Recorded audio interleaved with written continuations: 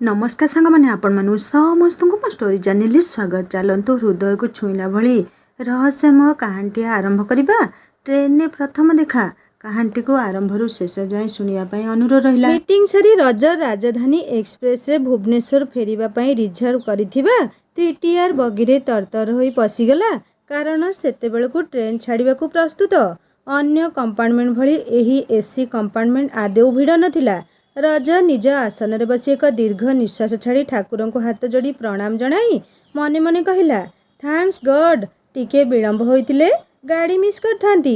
सेतेबेलकु गाड़ी चलिबा आरंभ कर सालाणी। निज लगेज को ठीक स्थान रे रखी सीट रे आराम रे बसी सामना सीट को नजर पकाइला। देखिला एक 23-24 वर्षर झीटीए मन मारी बसीची। जेमिति दुखर बादल तार मुहरे ढांकी रखीची। रजत भाविला बोधे झीटी कौनसी प्रेम व्यापार रे धोखा खाइची। आजिकाली आधुनिक झील मानक निकट रे यह अति साधारण हो गलानी। रजत महापात्र बयस प्राय 27 कि 28। पिता शोभन महापात्र ओडिशा हाईकोर्टर जड़े नामजादा क्रिमिनाल एडवोकेट। बड़ भाई संजीत जड़े आईपीएस अफिसर। वर्तमान किछि दिन तले ब्रह्मपुर एसपी रूपे कार्यभार ग्रहण करिसेंती। संजीत को पत्नी जे कि शेफाली देवी जड़े एडवोकेट जे कि ससुर शोभन को एक सहयोगी रूपे कार्य करती। रजत दिल्ली स्कूल अपोलो एलएलबी समाप्त करी मास कम्युनिकेशन दिल्ली विश्वविद्यालय पीजी सारी प्रमुख जातीय टीवी चैनल अमृत रे क्राइम रिपोर्टर रूपे काम करुछि। किछि दिन भितरे अमृत चैनल उत्कल अमृत नामक एक ओडिया चैनल न्यूज प्रसारण करने को जाउछि। जहार प्राइम टाइम रे प्रसारित हेबाकु थिबा क्राइम फाइल न्यूज एडिटर रूपे पदोन्नति पाइछि। उत्कल अमृत इनाग्रेशन प्रधानमंत्री द्वारा हेबो। सेथिपाई एते अपेक्षा।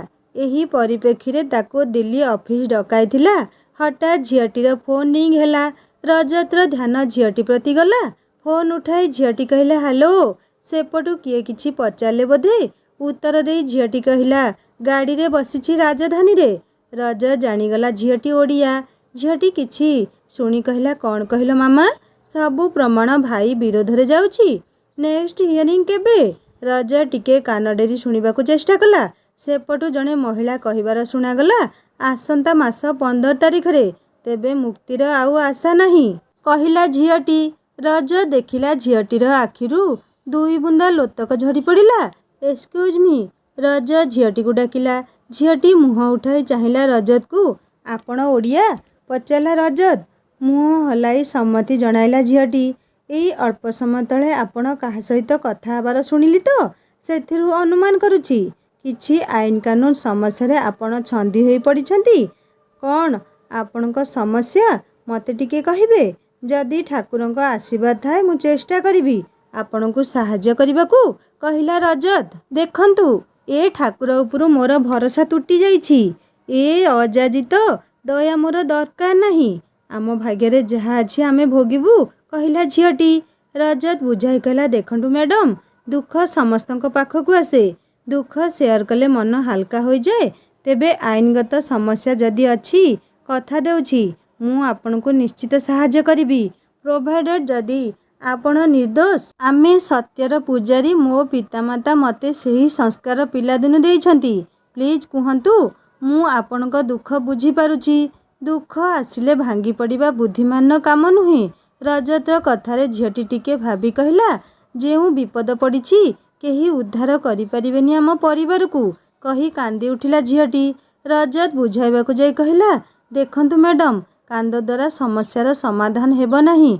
कथारे कहंती बुड़ी जाउथुबा लोक कुटाटी को मध्य आश्रय करिथाए। आपण कुहंतु। कांद बंद करी झीटी कहला, मो भाई एक मर्डर केस रे विचार सम्मुखीन होइछंती। जदियो मो विवेक होछि भाई निर्दोष।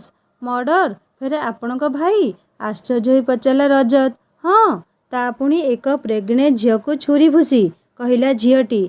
तेबे आपण किपरि भाबुछंती आपणक भाई निर्दोष पचाला रजत। सार प्रमाण मो पाखे किछि नाही। तेबे आमे मध्य कुलीन ब्राह्मण परिवार आसीचु। आम पितामाता आमको उत्तम संस्कार देई बड़ करिछंती। भाई स्नान परे पाखरे थिबा महादेव मंदिर जाई ଦେବ ଦର୍ଶନ କଲା ପରେ ଅନ୍ୟ କାମ କରନ୍ତି। ଭାଇ କାହାର ଦୁଃଖ ସହିପାରନ୍ତି ନାହିଁ। ଯେତେ କଷ୍ଟ ହେଲେ ମଧ୍ୟ ସାହାଯ୍ୟ କରନ୍ତି। ଦ୍ୱିତୀୟରେ, ଯେଉଁ ଝିଅଟିର ହତ୍ୟା ଅପରାଧରେ ଭାଇ ଜଡ଼ିତ ସେ ତାକୁ ଜାଣନ୍ତି ନାହିଁ। ଏଥିପାଇଁ କହୁଛି, ଭାଇ ମୋତେ ତାଙ୍କର ସବୁ କଥା ସେୟାର କରିଥାନ୍ତି। ସେ ମୋତେ ବହୁତ ଭଲ ପାଉଥିଲେ। ଭାଇ ଯେଉଁ ଝିଅକୁ ଭଲ ପାଉଥିଲେ ତା ସମ୍ବନ୍ଧରେ ମୋତେ ସବୁକିଛି କହିଥିଲେ। ମୁଁ ବାବା ମାମାଙ୍କୁ କନଭିନ୍ସ କରି ଦୁହିଁଙ୍କ ବିବାହ ଠିକ୍ କରିଥିଲି। ଅବଶ୍ୟ ତାଙ୍କ ପିତାମାତା ବିବାହ ସପକ୍ଷରେ ନଥିଲେ। ତାଙ୍କୁ କିଏ ଭାଇଙ୍କ ବିରୁଦ୍ଧରେ ଉସ୍କାଇଥିଲା। ତେବେ ସେ ଝିଅର ଜିଦ୍ ଆଗରେ ମୁଣ୍ଡ ନୁଆଁଇଥିଲେ। ତୃତୀୟରେ, ଭାଇ ପାଖକୁ ସେପ୍ଟେମ୍ବର 10 ତାରିଖରେ ଏକ ଅଜଣା ନମ୍ବରରୁ ଫୋନ୍ ଆସିଲା। ସେଥିରେ ତାକୁ ଏକ ନିର୍ମାଣାଧୀନ କୋଠା ପାଖକୁ ଆସିବାକୁ ତାଙ୍କ ପ୍ରେମିକା ନାମରେ ଡକାଗଲା ଘର ଦେଖିବାକୁ। ଯଦି ଘରଟି ପସନ୍ଦ ହୁଏ କିଣିବା ପାଇଁ। ତାହା ଥିଲା ଏକ ନିର୍ମାଣାଧୀନ ଘର। ଭାଇ ସେଠାକୁ ଯାଇ ଦେଖିଲେ ଏକ ଝିଅ ତଳେ ପଡ଼ିଛି। ତା'ର ପେଟରେ ଏକ ଛୁରୀ ଭୁସି ଦିଆଯାଇଛି। ସେ ନିଶ୍ଚଳ ହୋଇ ପଡ଼ିଛି। ଭାଇ କିଛି ବୁଝି ନପାରି ଯେମିତି ଛୁରୀ ବାହାର କରିଛନ୍ତି। ସଙ୍ଗେ ସଙ୍ଗେ ସେ ଅନୁଭବ କଲେ କିଏ ତାଙ୍କ ଫଟୋ ଉଠାଇଲା ଓ ସଙ୍ଗେ ସଙ୍ଗେ ଇନ୍ସପେକ୍ଟର ଦୁର୍ଜନ ସିଂ ଆସି ଆରେଷ୍ଟ କରି ନେଇଗଲା। ଭାଇ ମୋତେ ଏ ବିଷୟ ନିଜେ କହିଛି। ଯେତେବେଳେ ଲକ୍ ଅପରେ ଭାଇଙ୍କୁ ସାକ୍ଷାତ କରିଥିଲି, ଏ ସମୟରେ ପେଣ୍ଟ୍ରିବାଲା ଆସି ମିଲ୍ କଥା ପଚାରିଲା ଓ ରଜତ 2ଟି ମିଲ୍ ଅର୍ଡ଼ର କଲା। ସାର୍, 2ଟି ମିଲ୍ କାହିଁକି କହିଲେ?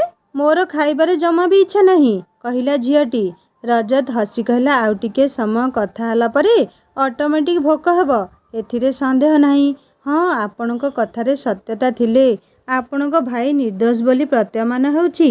ଆପଣଙ୍କୁ ପ୍ରତିଶ୍ରୁତି ଦେଉଛି, ଯଦି ଆପଣଙ୍କ ଭାଇ ନିର୍ଦ୍ଦୋଷ, ଏ ପରଦା ପଛର ଚେହେରାଟିକୁ ପାତାଳରୁ ମଧ୍ୟ ଖୋଜି ବାହାର କରିବି। ମୁଁ ହେଉଛି ରଜତ ମହାପାତ୍ର, ପ୍ରମୁଖ ଜାତୀୟ ନ୍ୟୁଜ୍ ଚ୍ୟାନେଲ ଅମୃତର କ୍ରାଇମ୍ ରିପୋର୍ଟର। ତେବେ ଏହାର ଓଡ଼ିଆ ଚ୍ୟାନେଲ ଉତ୍କଳ ଅମୃତ ନାମରେ ଭୁବନେଶ୍ୱରରୁ ପ୍ରସାରଣ ଆରମ୍ଭ ହେବାକୁ ଯାଉଛି।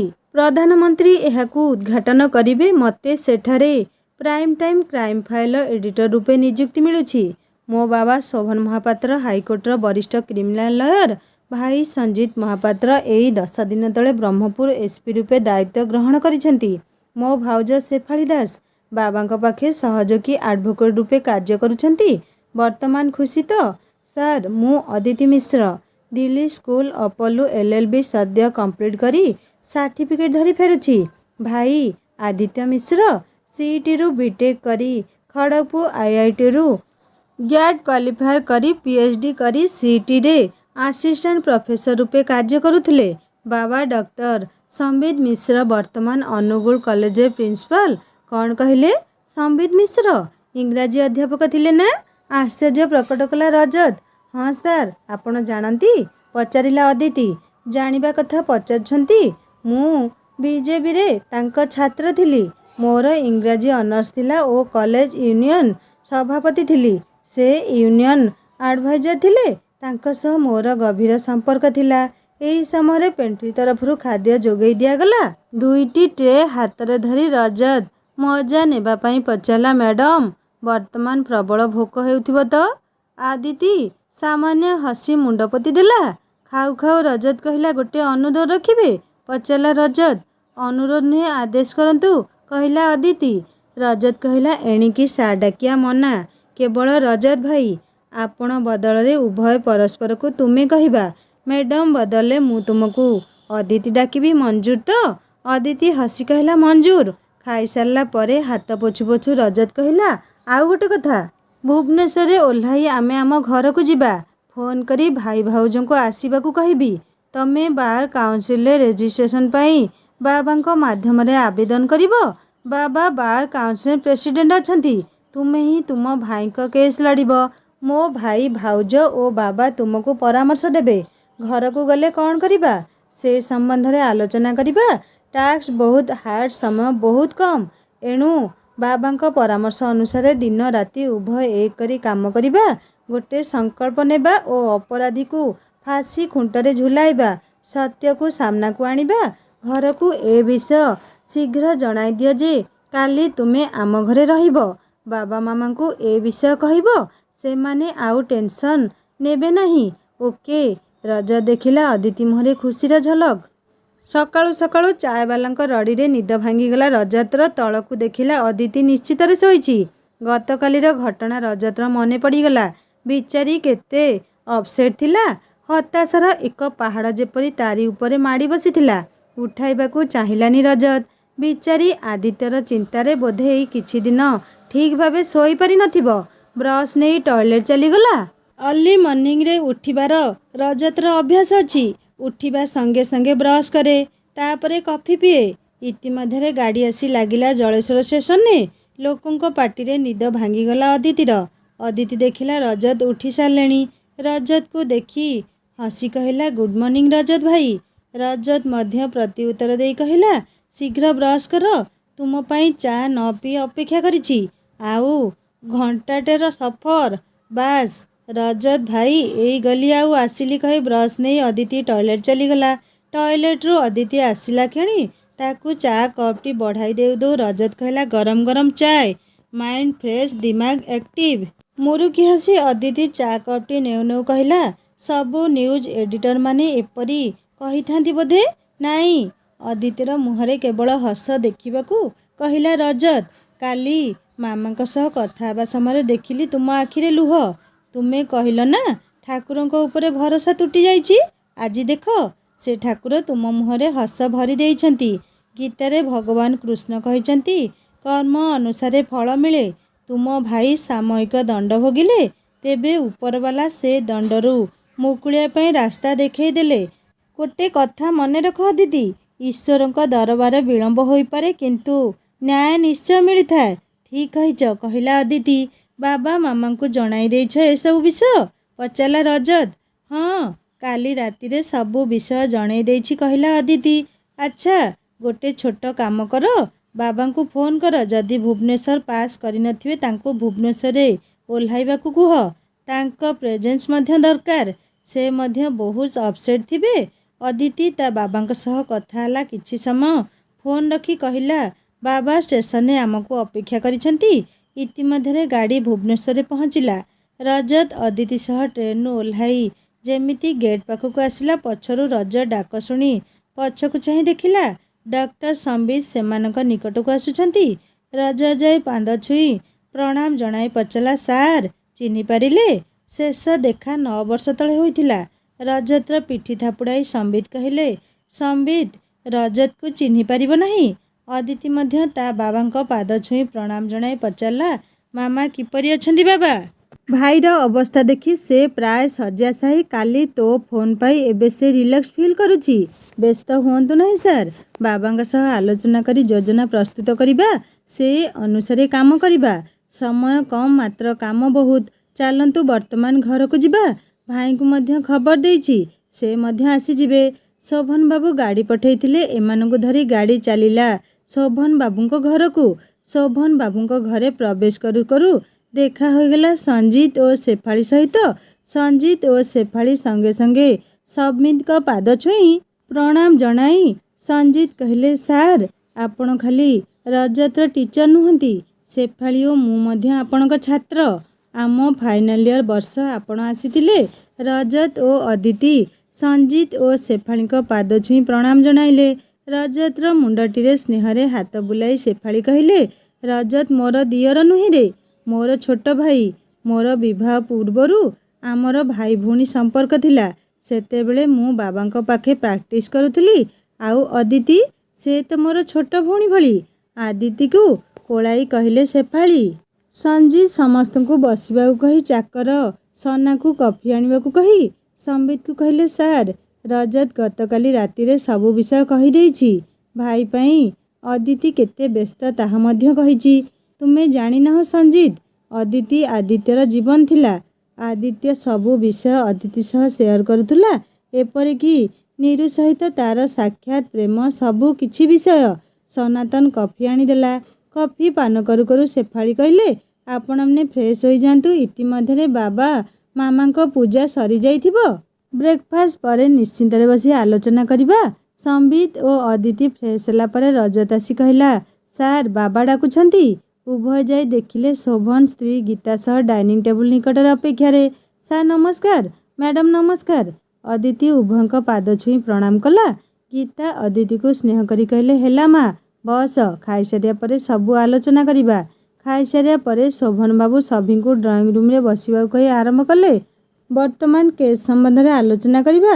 ସମ୍ବିତ ବାବୁଙ୍କୁ ଚାହିଁ କହିଲେ, ଆପଣ ମୋ 2 ପୁଅ ଓ ବୋହୂର ଟିଚର। ଆପଣଙ୍କ ସମ୍ବନ୍ଧରେ ମୁଁ ସବୁ ଶୁଣିଛି।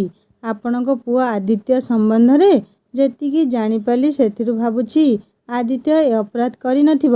ତାପରେ ଆପଣଙ୍କ ପୁଅ ଝିଅକୁ ଉତ୍ତମ ସଂସ୍କାର ଦେଇ ଆପଣ ବଢ଼େଇଛନ୍ତି। ଏବେ ମୋତେ ସେଦିନର ଘଟଣା ପରିଷ୍କାର ଭାବେ ଶୁଣାଇବେ। ସମ୍ବିତ ଅଦିତିକୁ ଚାହିଁ କହିଲେ, ବେଟା ତୁ ଆଦିତ୍ୟର ବହୁତ କ୍ଲୋଜ୍ ଥିଲୁ। ତୁ ସେଦିନର ଘଟଣା ବିଟ୍ ବାଇ ବିଟ୍ କହ।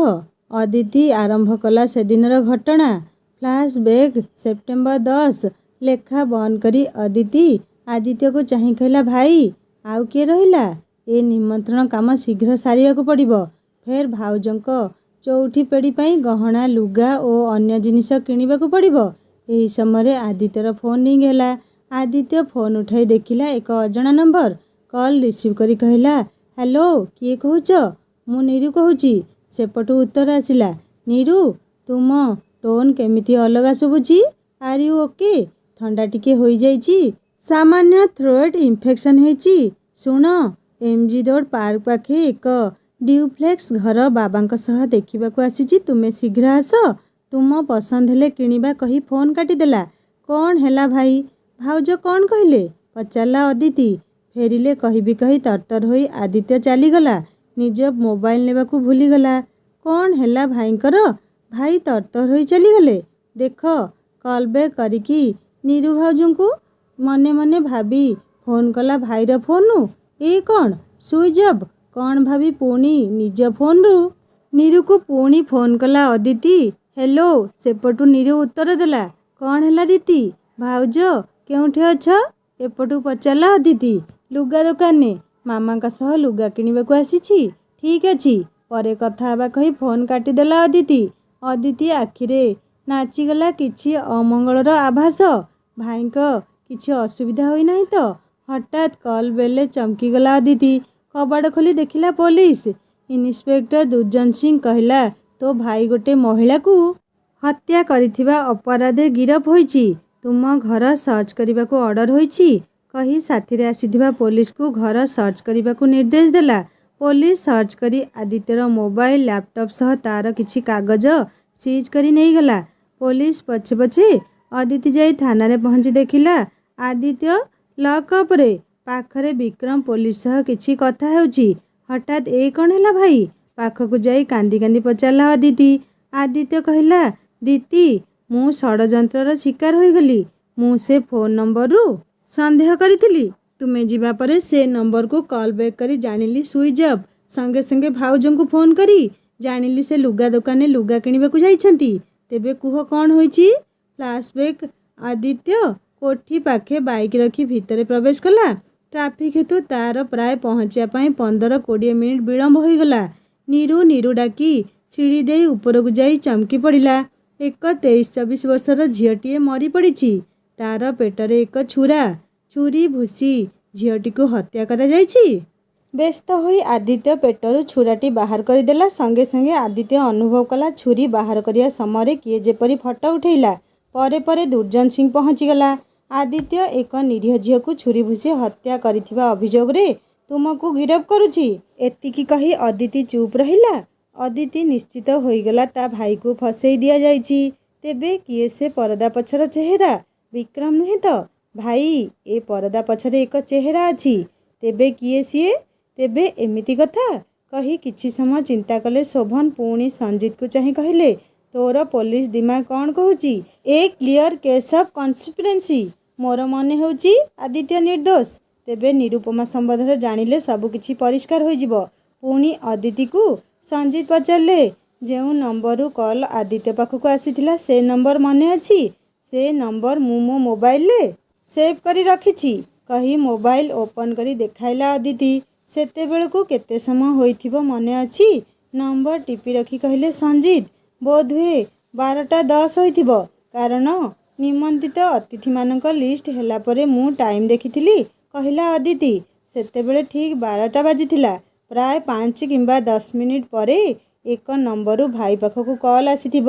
ଆଚ୍ଛା ଅଦିତି, ସେ ନମ୍ବରରେ ଅନ୍ୟ କେତେବେଳେ କଲ୍ ଟ୍ରାଏ କରିଛ? पचारिले संजीत से नंबर को मु जेते थर ट्राए करिछि स्विच ऑफ ही कहूछि नेचुराल केवल एही काम करिया पई एक सिम व्यवहार करिछि परे सिम नष्ट करि देइछि जेपरि केही किछि जानि परिबे नाही शेफाली निज मत रखी कहिले करेक्ट कहिले शोभन तेबे ए नंबर जो नेटवर्क सेमानक ठारु आमे जानि परिबा तार ओनर किए कहा नामरे ताहा इश्यू होइछि से काम संजीत सहजरे करिदेब गोटे कथा एठी विचार योग्य कहिले संजीत प्रश्न दृष्टि रे संजीत को चाहिए समस्ते सान को घर ठारु गाड़ी पार्क मात्र 10 मिनिट रास्ता तापरे ट्राफिक अछि ताहा कम से कम 5 मिनिट फोन कॉल पाई आदित्य बाहरिया बेलकु हुए तो 12टा बाजी 15 मिनिट होइथिबो तेबे 12:30 पूर्वरु से केबे पहुँची पारि नथिबे से रास्ता प्राय सबु बेले भिड़ थाए फेर रास्ता रे 3टी स्कूल अतिक्रम करी जीवाकू पड़े से दिन सैटरडे मॉर्निंग स्कूल आदित्य पहुँचला बेलू झीटी मरी जाइथिला ए पहुँचला संगे संगे दुर्जन आसी गिरफ कला अच्छा छुरी भूसी मारिले जड़े संगे संगे मरबनी जंत्रणा छटपट हो मरवाकू जेमिति हेले 5 ରୁ 10 मिनिट लागिबो एथिरु जना पड़ुछि आदित्य पहुँचिया पूर्व झीटी मरी सारिथिला कहिले संजीत करेक्ट तेबे पोस्टमार्टम रिपोर्ट कौन कहूछि देखिबाकू हेबो तेबे आदित्यर निर्दोषता पाई ए एक बलिष्ठ पॉइंट कहिले शोभन ट्रायल बेले ए कथा डिफेन्स लॉयर उठाई कि नहीं ताहा देखिबाकू पड़िबो कहिले शोभन सार आउ गोटे कथा कहिले संबित शोभन को चाही विक्रम थिला आदित्यर बंधु से मौकारे से अनेक थर आम घर को आसीछि दिने से तार बापा माँ सह आम घर को आसीथिला बुझीगली अदिति सह विक्रमर विवाह प्रस्ताव नहीं कहिले शोभन बाबू ठीक कहिचंती तेबे ए प्रस्ताव को आमे ग्रहण कलु नहीं कहिले संबित काहींकी पचारिले शोभन कारण विक्रम आम पसंद नथिला तार बहुत इगो थिला कारण से बहुत धनी थिला अदिति ताकू काहींकी केजणी बहुत घृणा करुथुला कहिले संबित सार से मते इम्प्रेस करिबाकू चाहुथिला बहुत धनी थिला एणु भाबुथिला टंका द्वारा सबू किणीदेब तापरे मोर पाठ पढ़ी जड़े एडवोकेट हेबा पई स्वप्न थिला कहिला अदिति एथिपाई विक्रम प्रतिशोध नहीं कहा नहीं तो आशंका व्यक्त कले शेफाली ताहा मध्य होई पारे कहिले संजीत अच्छा अदिति तुमे जेतेबेले पुलिस स्टेशन गल कौन देखिल पचारे संजीत जेतेबेले मु गली देखिली भाई लकअप रे विक्रम दुर्जन सिंह सामने बसी कथा होउची मु भाई को अवस्था देखी कांदु थाए बाबा सेतेबेल को अनुगुले थिले मते देखी विक्रम पाखक आसी सांत्वना दे कहिला कांदना आदित्य को बचाया पाई मु जने बड़ वकिल को आनी आदित्य को बेल मिल जिवो तेबे काली संडे एणु आमको सोमवार पर्यंत अपेक्षा करिया पड़िबो किंतु बेल मिलला नहीं कहिले शोभन हाँ सर मु सेदिन कोर्ट जाइथिली मात्र मोर मने हैला डिफेन्स लॉयर सेमिति किछि आग्रही थिला परी जनागला नहीं कहिला चेष्टा करुछि अच्छा जेउ झीटीर खून हैला तार खबर पाइल माने तार परिचय पचाला रजत हाँ परे पुलिस बाहर कला तार परिचय झीटी कुआडे एक साधारण परिवारर बापा तार कौनसी सरकारी ऑफिस रे किराणी अटंती से कौनसी कंप्यूटर कंपनी रे काम करुथला वर्तमान आमको आगकू जीवाकू पड़िबो निरुपमा ठारू जानिबाकू पड़िबो आदित्य सह तार प्रेम किपरि आरंभ होला सेथिरे विक्रमर किछि भूमिका थिला कि मृत झील सह आदित्यर कौन संपर्क थिला कि कहिले शोभन ए काम रजत करि देई परिबो कहिले संजीत जेउ झीटी को हत्या करा जायछि तार परिचय आमे जानि नाहु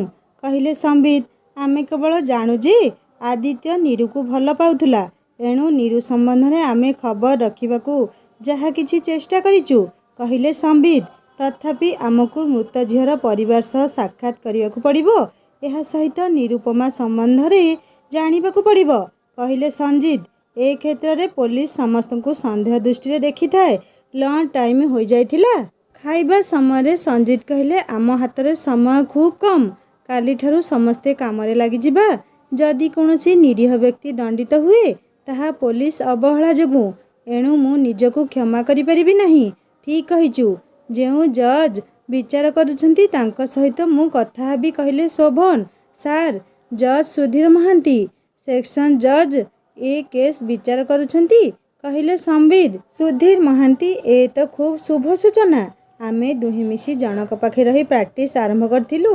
परे से ओजेएस पाई चलीगला। ता सहित मोर पूरा 4 वर्षर संपर्क। ता सहित मु ए विषय आलोचना करिबि। वर्तमान अदिति रेजिस्ट्रेशन नंबर पाइला पर्यंत आवश्यक तथ्य निरु ओ हत्या होइथिबा झियो संबंध रे संग्रह करिबो। ताकू रजत सहयोग करिबो। रजत को चाहि कहले तू ओ अदिति आजी ब्रह्मपुर चली जिवो। काली ठारू खबर संग्रह करिबो। मने रख केही जेपरि जानि परिबे नाही। एक निश्वास रे कही चुप रहिले शोभन। से दिन संध्यारे संबित सह रजत ओ अदिति ब्रह्मपुर चली गले। रास्तार रजत कहला सार मु आपणक घर को जाई परिबी। सांग माने झियोटी को किए मारिथिबो आपण माने गेस करी निश्चय मते कमेंट करी जणैबे। आउ कहानी केमिति लागुछि मते निश्चय कमेंट करिवे। कहानी जदि आपण मानक हृदय को छुई पड़थाय ताहा लाइक टे करिवे, सांग मान सहित शेयर करिवे। आ जदि मो चैनल नुआ अछन ताल सब्सक्राइब करी बेल आइकन दबे देबे। हिंदी स्टोरी चैनल विजिट करी कहानी शुणंतु। सुंदर सुंदर लव स्टोरी अपलोड हो जाइछि। आ हां सांग माने सब्सक्राइब करियो केबे भूलें। रहुछि नमस्कार, जय जगन्नाथ।